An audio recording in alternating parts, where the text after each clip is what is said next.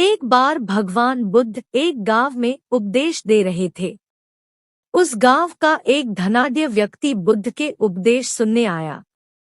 उपदेश सुनकर उनके मन में एक प्रश्न की जिज्ञासा हुई, परंतु सबके बीच में प्रश्न में उसे कुछ दिखाई दिया, क्योंकि उस गांव में उसकी बहुत प्रतिष्ठा थी और प्रश्न ऐसा था कि उसकी प्रतिष्ठा पर लग गई, इसलिए वह सबके सामने जाने लगता है। जब सब लोग चले गए तब बुद्ध के पास आया और अपने दोनों हाथ जोड़कर बुद्ध से कहने लगा, प्रभु, मेरे पास सब कुछ है, धन, दौलत, पद, प्रतिष्ठा, ऐश्वर्य, किसी चीज की कोई कमी नहीं है, लेकिन मैं खुश नहीं हूँ। हमेशा खुश रहने का राज क्या है? मैं जानना चाहता हूँ कि हम हमेशा कैसे रहें। बुद्ध कुछ देर तक चुप रहे और फिर बोले, तुम मेरे साथ जंगल में चलो, मैं तुम्हें खुश रहने का राज देता हूँ। ऐसा देश बुद्ध उसे लेकर जंगल की तरफ बढ़ा। रास्ते में बुद्ध ने एक बड़ा सा पत्थर उठाया और उस व्यक्ति को देते हुए कहा, देना और देना। पढ़े बुद्ध और अनुयायी प्रेरक प्रसंग। वह पत्थरबाजी करने लगता है।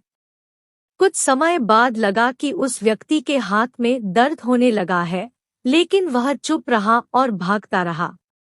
लेकिन जब काफी समय से किए गए अध्ययनों और उस व्यक्ति से दर्द सहा नहीं गया, तो उसने बुद्ध को अपनी परेशानी बताई। बुद्ध ने उससे कहा, पत्थर के नीचे रख दो। पत्थर के नीचे ही उस व्यक्ति को बड़ी राहत महसूस हुई। तभी बुद्ध ने समझा, यही खुश रहने का राज है। उस व्यक्ति ने कहा, भगवान में कुछ नहीं समझा। बुद्ध बोले, जिस तरह इस पत्थर को कुछ पल तक हाथ में रखने पर थोड़ा सा दर्द, 1 घंटे तक रखने पर थोड़ा ज्यादा दर्द और काफी समय तक रुकने पर तेज दर्द होता है, उसी तरह दुखों के बोझ को हम करोड़ों ज्यादा समय तक अपने कंधों पर लगे इल्जाम, उतने ही ज्यादा दुख और निराशा झेलेंगे। अगर खुश की आकांक्षा हो तो दुख के रूप में पत्थरों को जल्द से जल्द नीचे रहना सीखना होगा। संभव हो तो उसे उठाने से ही बचना होगा। मित्र, हम सभी यही करते हैं, अपने दुखों के बोझ को ढोते रहते हैं। मैंने अपने जीवन में कई लोगों को सुना है, उसने इतना मेरा अपमान किया कि मैं जीवन भर नहीं भूल सकता। वास्तव में यदि आप उसे नहीं भूलते हैं तो आप अपनी परेशानी दे रहे हैं।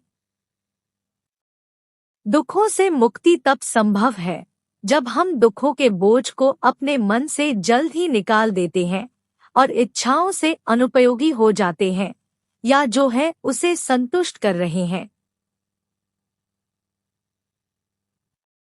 याद रखें, प्रत्येक क्षण अपने आप में नया है और जो क्षणों का प्रमाण है उसकी कड़ी यादों को मन में संजो कर रखने से बेहतर है कि हम अपने वर्तमान क्षणों का पूर्ण रूप से यादगार उठाएं। इसलिए खुश रहिए, प्रसन्न रहिए। धन्यवाद।